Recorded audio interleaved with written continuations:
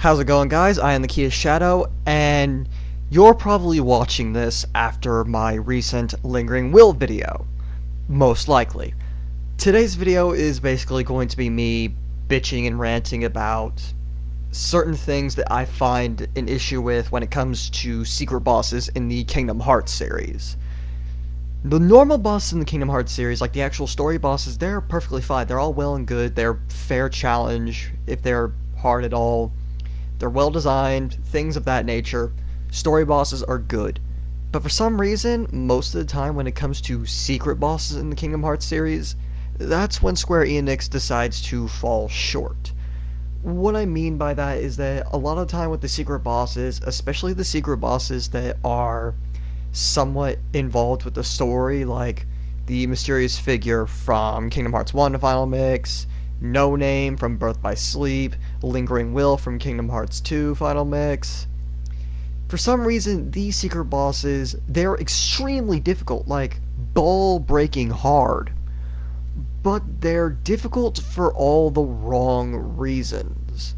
Instead of difficulty coming from like a genuine challenge, like genuine difficulty, the difficulty comes from bullshit design choices that make the fight unfair to the player, where the odds are completely stacked against the player in a way that just I don't understand. And the only way that you're going to be able to get through boss fights like this without taking any damage is if you are a fucking god in the Kingdom Hearts community. If you are a fucking god of Kingdom Hearts games. But a lot of examples that I can give are from the Lingering Will.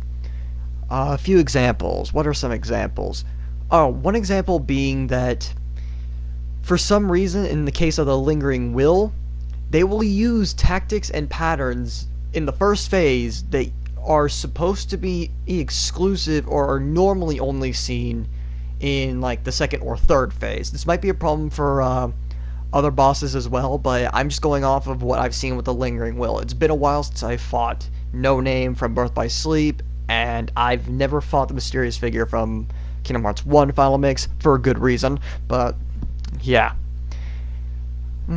Stuff like, let's say I never touched this guy, like very beginning of the fight, Lingering Will decides to bust out the laser, like the little floating laser cannons, as he is doing his attacks.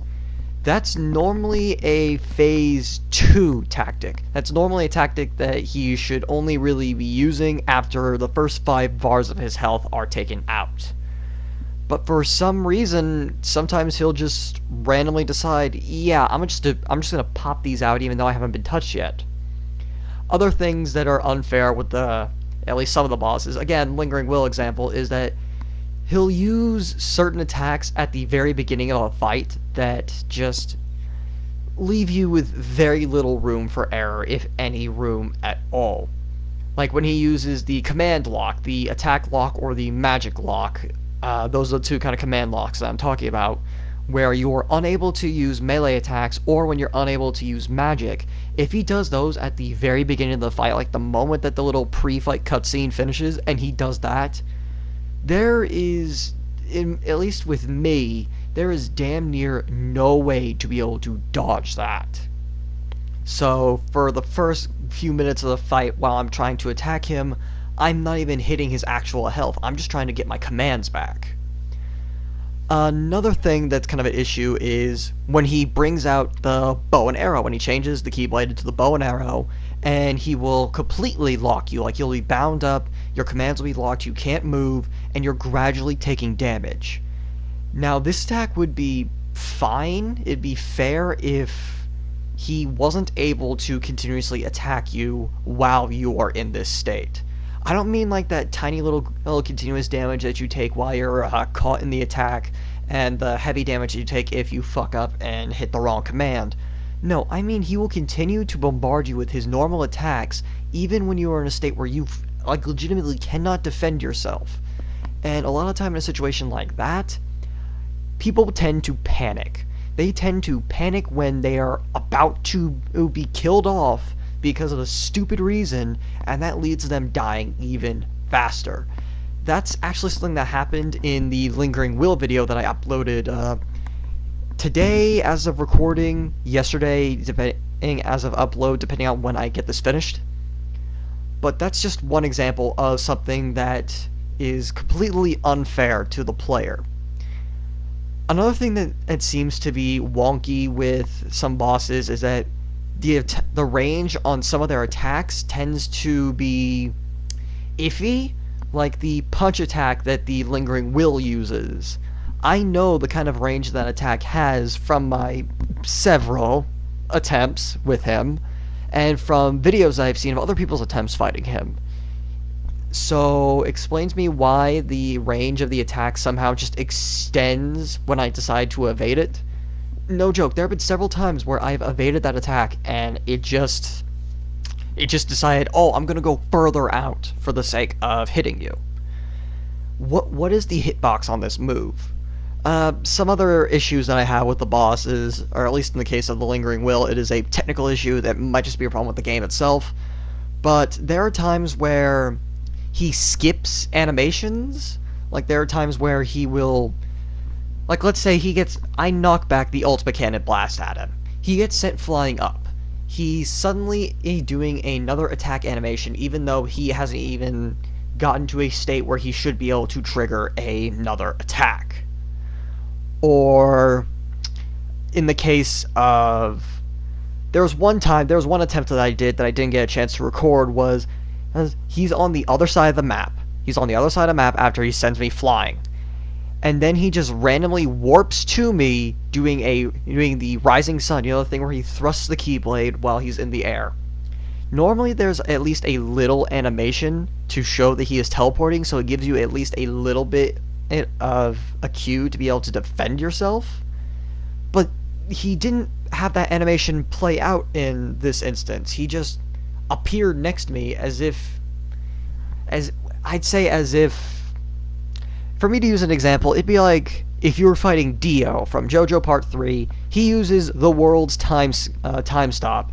He walks up next to you, time moves forward again, and you see that, oh shit, he's right next to me. It's basically as if he used the world to get right next to me.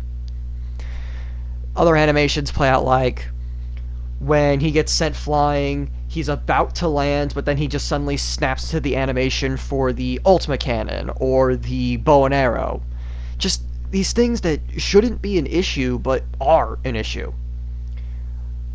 Other bosses that I think have some bad design. Well, I'm not going to talk about that. I'm going to talk about a secret boss that I think actually is designed pretty well for Kingdom Hearts. If you'll remember Sephiroth, Sephiroth, one of the secret bosses for Kingdom Hearts 2. Stupid easy for being Sephiroth, but he's actually a well-designed boss in the series. He's actually a well-designed secret boss. If he were just a little bit more aggressive, or at least he dealt a little bit more damage. If he were stronger, then I'd say that he'd be like a legitimately good challenge. I'd say that he'd basically be a good Lingering Will. But he isn't. Sephiroth is stupid easy, but he's designed pretty well. If he were stronger, and he kept his design choice, if he kept the choices that made him such a fun and fair boss to fight, just made him a little bit stronger, I'd say he'd be a better version of the Lingering Will. Or better yet, why not take Sephiroth from Kingdom Hearts 1 and place him with the mechanics of Kingdom Hearts 2, with what few new mechanics that Kingdom Hearts 2 added. That would be a genuinely fun and challenging boss. But when I say when I said before about the only way you're going to be able to get through some of these bosses without taking any damage is if you're a god in the when it comes to Kingdom Hearts, is there are times where I get hit when I reasonably shouldn't get hit. I get hit through Leaf Bracer, I get hit through Reflega, I get hit through my guard when I should have guarded or when I should have reflected. or what I saw, or what was shown in the Lingering Will video, where I end up getting killed even though I have second chance and once more on, and I'm still in the middle of a combo. Like, I'm still in the middle of the combo, so I should have been able to survive it. And there was one that I didn't show in the video, but I accidentally went into Master Form, and I got caught in Lingering Will's Desperation move, his ultimate move. And for some reason, I end up dropping out of the combo midway through, and that ended up resulting in my loss. That ended up resulting in my death, my defeat, whatever you want to say. That resulted in me losing the fight and having to go for another attempt, which led to the hours of frustration that I suffered at the hands of Lingering Will. If Kingdom Hearts 3 has the same issue with secret bosses as Kingdom Hearts 2, and also Birth by Sleep, but I'll get to Birth by Sleep in another video. If it ends up suffering from those same issues, then that's going to be a problem. I'm really excited for Kingdom Hearts 3. I have it pre-ordered. I bought the deluxe edition. Well, not the collector's deluxe edition, you know, the one with the figures, but I bought like the regular deluxe edition with the art book and the pin and all that. I'm getting off track. I'm excited for Kingdom Hearts 3, and I'll be eagerly awaiting when it comes into my mailbox, either the day that it's supposed to release or maybe the day after, depending on how shipping goes.